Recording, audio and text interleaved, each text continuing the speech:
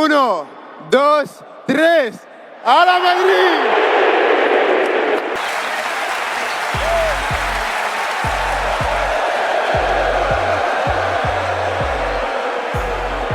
Real Madrid had everything. 15 Champions League titles, 36 La Liga trophies, dozens of major honors. They weren't lacking titles, they weren't lacking history, and they definitely weren't lacking superstars. So why did they still need Kylian Mbappé? A player seen as the heir to the next era. A signing that had been expected for years. A name that should have made Real Madrid unstoppable. But football is never that simple. And sometimes adding a superstar doesn't make you stronger, it makes you lose. The most important thing, balance. Before Mbappé arrived, Real Madrid was a near-perfect machine. No fixed focal point, no dependence on a single player. They functioned as a system, stable possession.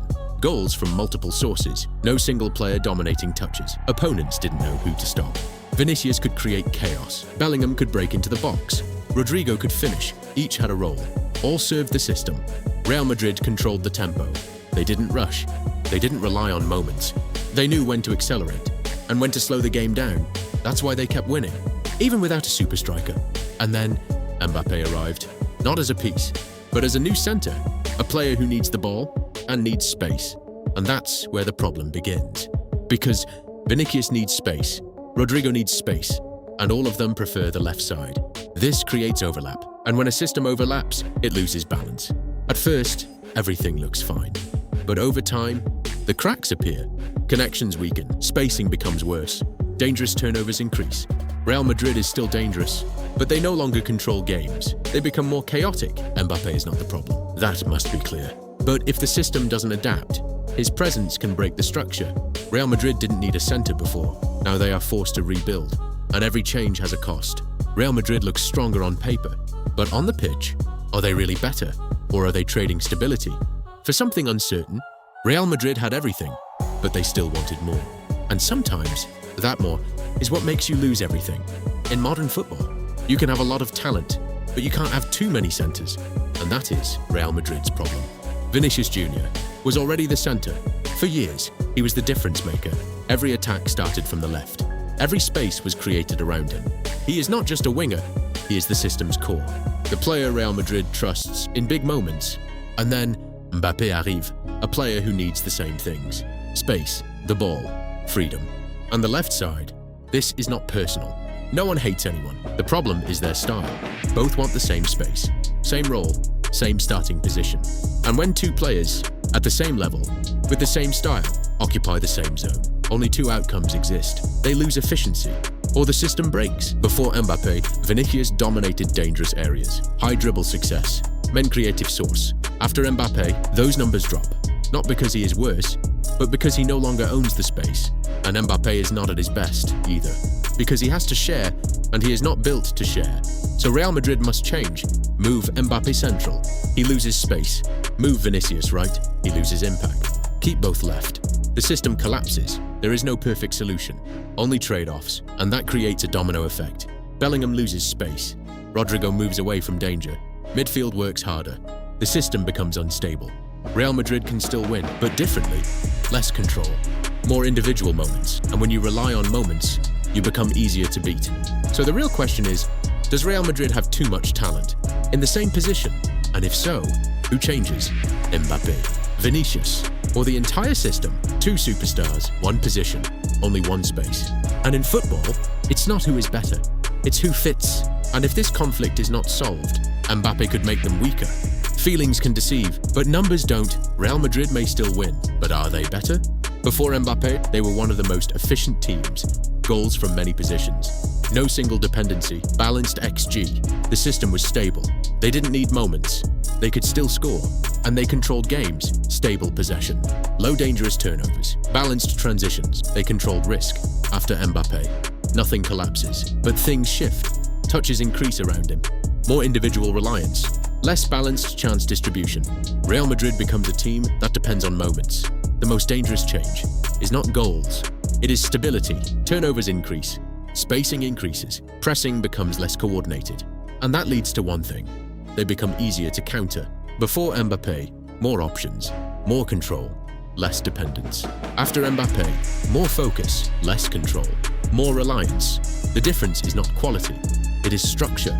Mbappé helps you score, but if the system changes for him, you lose control. And when you lose control, you rely on moments, and moments don't always come.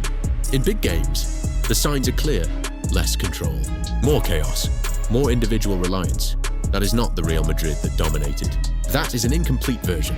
They still score, but do they control games? They still win, but are they stable? In the Champions League, stability decides everything. The numbers don't say Mbappé is the problem, but they show something worse.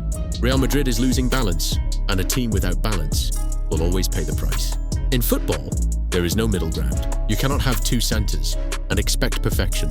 Sooner or later, Real Madrid must choose, and that choice defines Mbappé's future.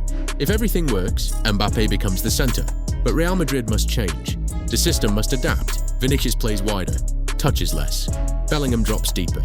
Rodrigo may be sacrificed. If it works, Real Madrid becomes unstoppable. A system built around Mbappé, speed, space, finishing. Everything optimized.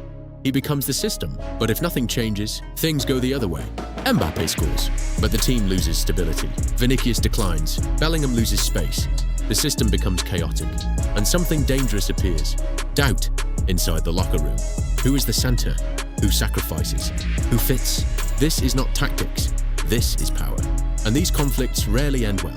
Most teams cannot balance two superstars. One must change or leave, and Real Madrid is getting closer to that point. If it fails, who do they choose? Mbappé or Vinícius? One is the future. One is the present. One is the biggest signing. One brought success. This is not tactical. This defines the club. Mbappé came to make them stronger. But if nothing changes, he may force the hardest decision.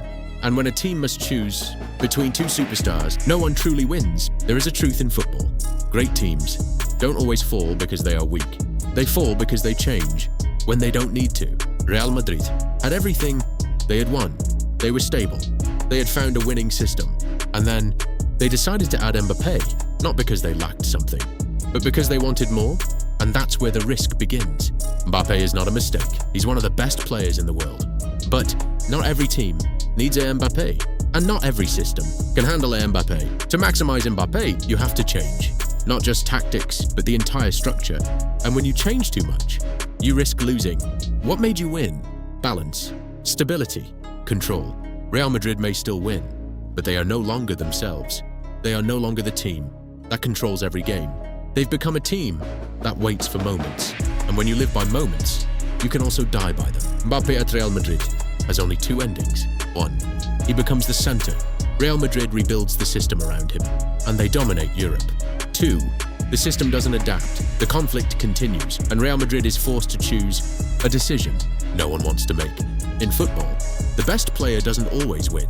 The player who fits best does. And the real question is not how good Mbappé is. It's, does he truly fit Real Madrid? Mbappé arrived to make Real Madrid stronger. But if nothing changes, he could become the reason. They lose what built their empire. And the most terrifying part is not that Mbappé fails, it's that Real Madrid destroyed itself.